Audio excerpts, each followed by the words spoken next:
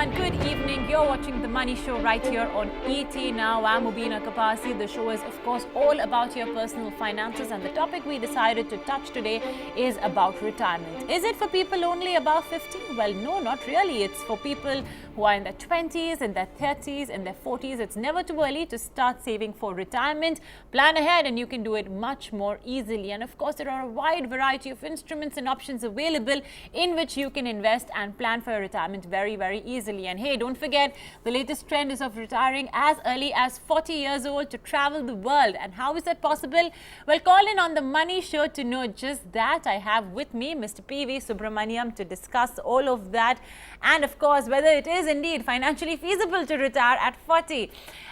So, Mr. Subramaniam, tell us, firstly, like I said, it's not that people at 50 and 60 have to worry about retirement, but you can start planning for retirement as early as 20s and 30s as well.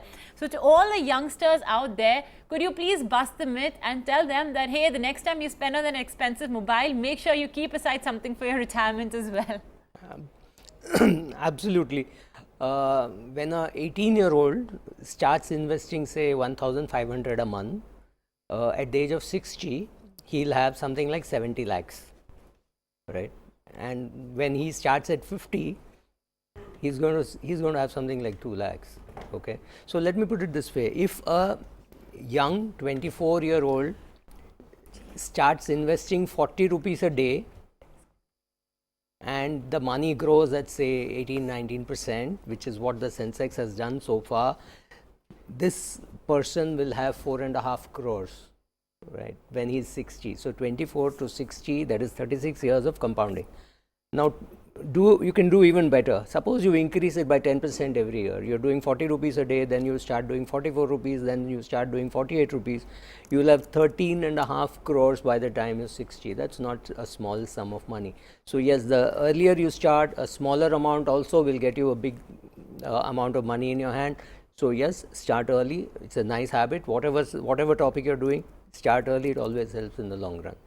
And the proof is in the pudding. Look at that. 70 is definitely a bigger amount than 2.9. And yeah, that's the sort of benefits you will enjoy. What can I say? The power of compounding, right? It has big and absolutely huge benefits. And like I said, you know, it's always better to start early, regardless of actually whatever your eventual goal is. Starting early will always generate better wealth on account of the power of compounding. So if you have any questions or queries with respect to retirement or how you can plan for your future in a better manner, call in. The coordinates are appearing on the top of your screen. 0120-663-4790 is the number, or you can email us. Of course, calling in will always be better. Mr. P.V. Subramaniam is right here with us in the studio to answer questions and queries.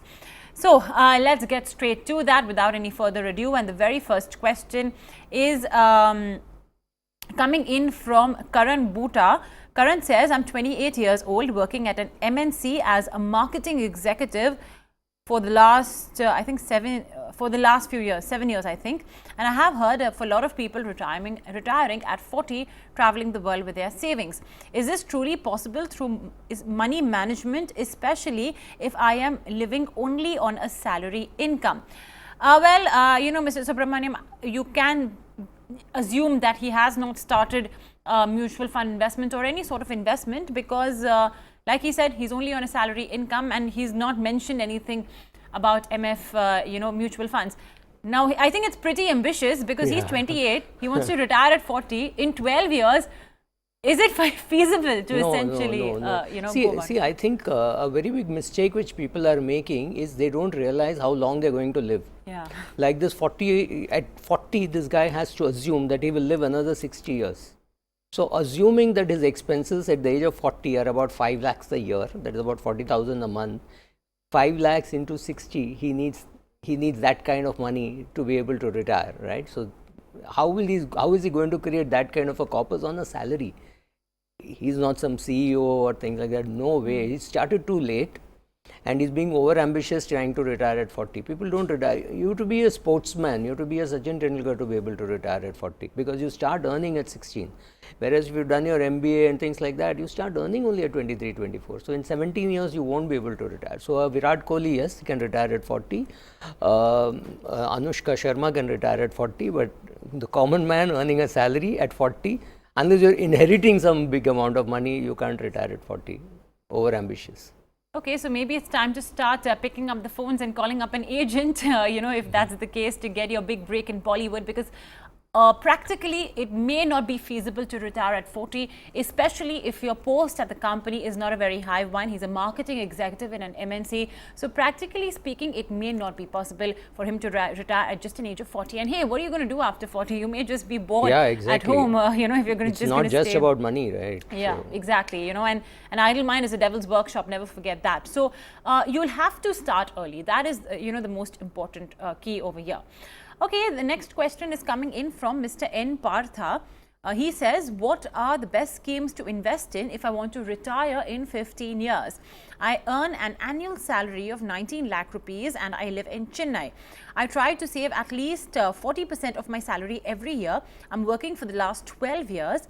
I currently have savings accounts and fixed deposits, but I have never invested in the share market. Mr. Subramaniam, how should he go about it? Currently, it's just the traditional methods of investing. Yeah, so very clearly this person has no clue about how to invest in the share market, and this is too critical a thing. If it was just he was starting a small 5,000 rupee SIP, I would think he should go direct. Here this is too critical, so I think he should first get a good agent or a good advisor who will tell him what to do, because it's very difficult. You cannot at this age start and damage your investments in such a way that you will never be able to retire. So my advice to him would be to get a advisor, and if he doesn't want to get an advisor, then what he should be doing is put 70% of his money in a large cap index fund and 30% of his money in a Nifty Next. Right, and that's where he should start. But please remember, he has to make a shift from he needs to put something like 80% of his money going forward into equity. For a guy who's 100% in debt, to go into 80% in equity without any help, to me looks very difficult. Okay. Well, yeah, you've put only in savings and FDs, and to kickstart your investing journey in mutual funds, Mr. Subramaniam has recommended large cap index funds, which are essentially just tracking the Nifty and the Sensex, or a Nifty Next. That's where you can start off with. Their passive funds, so the costs as well associated will be comparatively lesser. But yeah, do ensure that you have a good balance between how much you're putting in safer routes like FDs and how much you're putting in better return generating routes like your index funds, your equity funds, etc. Okay, Mr. Subramaniam, I just have one more question, and that is with respect to a key topic. Is mutual fund the only way to essentially, have an investment journey? Because we have seen all the fears with respect to debt mutual funds that have cropped up. So a lot of our investors have also been putting up the question that should they consider redeeming their mutual funds? And a lot of new investors are saying, if there are so many problems, should I really put all my savings in mutual funds? No, I'll tell you what happens. Wealth takes a long time to build, but you lose it in a day. Like, Rome wasn't built in a day, but Hiroshima and Nagasaki were destroyed in a day. So on that day, you say, oh my God, humanity has come to an end. But the world lived even after Hiroshima and Nagasaki. So debt funds will make mistakes. But when you put money in an equity fund, one share price falls, you don't realize what has happened. So there is so much of hangama over what has happened, whereas when one debt goes bad, you think, oh, the whole thing, the earth is falling or the heaven is falling. It's not true. So mistakes will happen. You have to choose good fund houses. You have to make sure that you choose debt funds which are very longish portfolio, not a very concentrated portfolio. So suppose you have a fund which is put 3% in 32 schemes. Obviously that that fund is safer than a scheme which has put 20% in 5 schemes. So you to look at concentration risk, you have to look at yield, you have to look at the quality of paper that they have. But remember, in India, all the AAA created the problem. AAA went to D in 6 months. No fund manager or investor can be prepared for this. But overall, if you're getting good return, don't get perturbed over one ILFS or things like that. I mean, don't get too much worried about reading every day that something is going wrong. So you have to see what is the return that you're getting. What is your NAV? Is it falling? Many debt funds, this has not happened, right? One scheme has fallen 50%, but believe me, that fund had 7 crores. So if you see the size of the whole debt fund market, yes, what has happened is bad, but it is one scheme which has fallen by 50%. Few other schemes have fallen, but there is nothing to panic so much. Ultimately, even with all this, these funds are likely to give you better return than a bank deposit post tax adjustment over a 3-5 year period. So relax, learn to understand what you're doing, and then invest. Of course, some money should be in bank deposits, but you can still invest in debt funds. It's not so bad. Okay, all right. Well, yeah, don't be too perturbed. Like Mr. Subramaniam said, Rome was not built in one day, but yeah, aptly, Hiroshima was destroyed in one day. So you will have to be a bit patient. Okay, we have a live caller joining in, Tarun from Kolkata. Hi, Tarun. Good evening. What's your question? Good evening, madam. Good evening.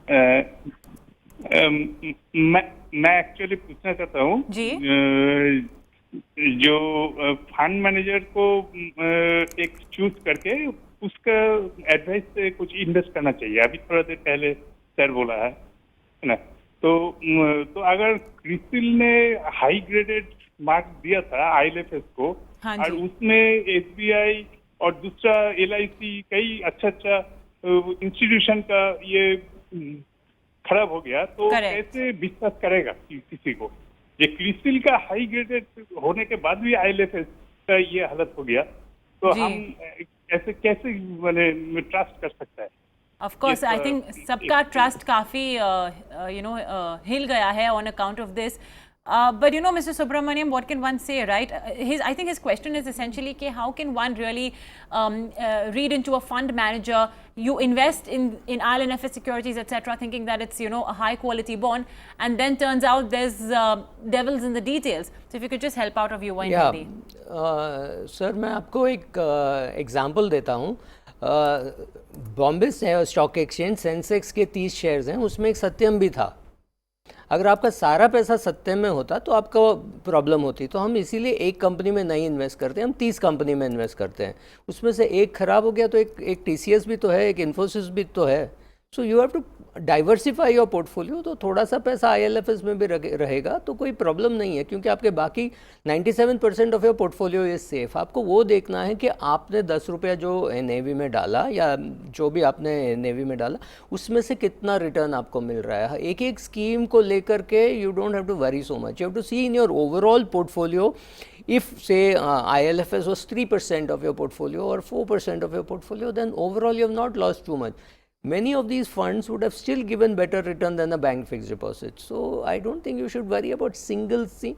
Yes, if fund manager has taken a concentration risk on something like this, it is bad luck. But otherwise, any big fund which has got a well diversified portfolio, थोड़ा बहुत risk तो लेगा ही. इसीलिए आपको ज़्यादा return भी दे रहा है ना. It is like Sehwag's batting. Outside the off stump ball को वो मारेगा, इसीलिए एक बॉल थर्ड मैन पे जाएगा और एक बॉल में कैच भी होएगा, but you will get better returns, right? That is how Sehwag plays. So you can't stop that. A higher risk credit risk fund will take risks to get you better returns, and somewhere they will lose money also. Overall you still get good returns. हर match में triple century नहीं हो सकता basically. Absolutely. But ji Tarun ji, this is a problem that everyone did have कि अगर care and क्रिजिल उनको high grade देते हैं, हाई रेटिंग देते हैं, आपके म्यूचुअल फंड उसमें निवेश करते हैं और पता चला वो हाई रेटिंग के लायक नहीं है. बट ये याद रखिए कि आपका म्यूचुअल फंड मैनेजर ने सिर्फ उसमें नहीं इन्वेस्ट किया है, उन्होंने 10 और इंस्ट्रूमेंट्स में इन्वेस्ट किया है. तो जो रिस्क है वो डाइवर्सिफाई हो जाता है. So you don't need to worry. Just ensure कि जब आपका अगला म्यूचुअल फंड स्टेटमेंट आएगा उसमें कौन से शेयर्स है, कौन से सिक्योरिटीज़ है, ज़्यादा प्रतिशत एक में नहीं इन्वेस्ट होना चाहिए. वो आई थिंक मेन बात है एसेंशियली जो मिस्टर सुब्रमण्यम एज वेल कहना चाहते हैं. For now let's first address and very in-depth email query we have received from Arvind Annamali. Arvind says, I'm due to retire by this year's end. I wish to receive regular income from my portfolio. He's planning to invest, 30 lakh rupees in an ultra short-term fund, withdraw 15,000 rupees every month, invest 20 lakhs in balanced fund, withdraw 10,000 per month after May 2022, 15 lakhs in multi-cap, then 10,000 withdrawal after 2024, and 15 lakhs in a mid-cap fund, withdraw 10,000 per month after May 2026. So he wants basically, he's got a very fixed regular income plan. He wants to also increase his income, 15,000 for first 2 years, 25,000 third year, 35,000 from fifth year. So I think he's sort of got a plan very well fixed in his brain with exact calculations and everything. So I'm sure he's sat down and discussed with his family as to what will his needs be post-retirement, which is, I think, great. You know, I mean, everyone needs to do this. But, you know, Mr. Subramaniam, from the looks of it, it looks like he's going to invest them now and he's going to be using an SWP to slowly start withdrawing it. Do you think this is the most efficient way to plan for your retirement, firstly, and secondly, his plan? Yeah, Mr. Annamalai, your plan looks good. Okay, but let me say what you should be doing, because you're going to put 30 lakhs in an ultra short bond fund and you're withdrawing only 15,000 per month, which means about 1,80,000 a year. 1,80,000 for 2 years is 3,60,000. That's all you're withdrawing. So you'll almost have 30 lakhs lying there, because there will be interest accrued also. Assuming 7-8% kind of a return on that ultra short bond fund, you have 2 lakhs of interest coming. So which means you're only withdrawing the interest, the principal is going to be intact. I would say you should keep on withdrawing from your ultra short bond fund for a much longer period. In the meanwhile, if the equity markets do well, remove some money from equity fund and put it into this ultra short bond fund. You should keep withdrawing. If you are going to withdraw only 15,000 a month from ultra short for 2 years, it will still be 30 lakhs, and afterwards you can go ahead and withdraw maybe 20,000 from that, and afterwards you can withdraw even 25,000 from that. Your ultra short bond fund is not going to get over in a hurry. You have at least 15 years money lying for your expenses lying in ultra short bond fund, which is very, very comfortable. So in the meanwhile, if equity markets do well and you're a little happy with the performance of the equity market, sell some of your equity and put it back into the ultra short bond fund. Withdrawing from a equity fund does not make sense. A SWP, don't ever do it from an equity fund. Remove money from an equity fund, put it into ultra short and keep withdrawing. Whenever you need to withdraw, you may not need to withdraw exactly like this. You may want to withdraw slightly differently. You may want to withdraw more in a particular month. For say Diwali, you may want to spend. So, you know, so in that month you go and withdraw more. But yeah, what you are doing makes sense, because you, by putting 30 lakhs in ultra short bond fund, it is going to give you a very, very relaxed position. So even if the equity markets were to do badly for 7-8 years, you should not get perturbed, because your money for 7-8 years is available in ultra short bond fund. It's an excellent way of doing it. Markowitz got a Nobel Prize for suggesting this. So you have done exactly that. Very good. Way to go. Okay, so yes, it's I think a thumbs up and a clap on the back from Mr. Subramaniam, and yeah, it's a very meticulous planning right down to the T. So I think yes, it's quite commendable as to the way Aravind has essentially planned for his retirement. Okay, we have Mr. Jitendra Kumar, who's joining us on the phone line from Bihar. I think let's just take his question. Jitendra ji, thank you for calling in. आपका क्या question है? मेरा प्रश्न है, मैं retired person हूँ जी। मैं retired person हूँ जी, और मुझे रेगुलर मंथली इनकम के लिए लमसम इन्वेस्टमेंट करना है। ओके, तो कृपया करके मुझे अच्छा डेट फंड का नाम बताइए। आपकी एज क्या है? आपकी उम्र कितनी है? 62। ओके, आप सीनियर सिटीजन सेविंग्स स्कीम में डाल सकते हैं। वो सब फुलफिल है, वो सब है, सीनियर सिटीजन सब हो चुका है। इसके अलावा चाहिए हमको। आपके पास इक्विटी में कोई भी म्यूचुअल फंड में इक्विटी में है? हाँ, इक्विटी में भी है। इसके अलावा हमको डेट फंड में चाहिए। जी जी। अच्छा, आपको डेट फंड चाहिए? डेट फंड अच्छा डेट फंड का चाहिए।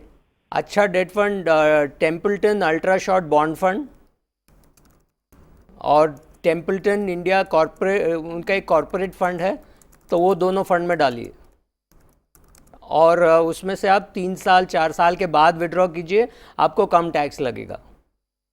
आपका कोई पेंशन है या आपको सिर्फ विड्रॉल ही करना है? नहीं, पेंशन भी है, पेंशन मिलता है।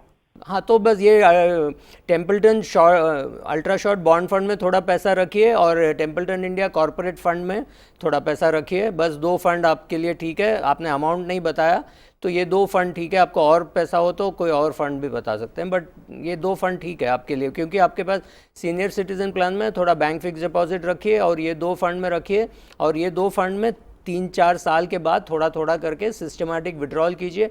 डिविडेंड प्लान मत लीजिए, ग्रोथ ऑप्शन लीजिए और 3 साल के बाद विड्रॉ कीजिए। Okay, Jitendra ji, I hope आपका क्वेश्चन आंसर हो चुका है। Templeton short term ultra bond fund और उनका एक कॉर्पोरेट बॉन्ड फंड भी है, वो भी आप इन्वेस्ट कर सकते हैं और फिर बाद में 3-4 साल के बाद रेगुलरली उसमें से आप विड्रॉ कर सकते हैं। Okay, on that note, we are out of time. So, Mr. Subramaniam, I really appreciate you joining in and helping our viewers out with all the questions and queries. Thank you so much, ladies and gentlemen, as well, for tuning in. We will be back with a brand new episode of The Money Show very soon.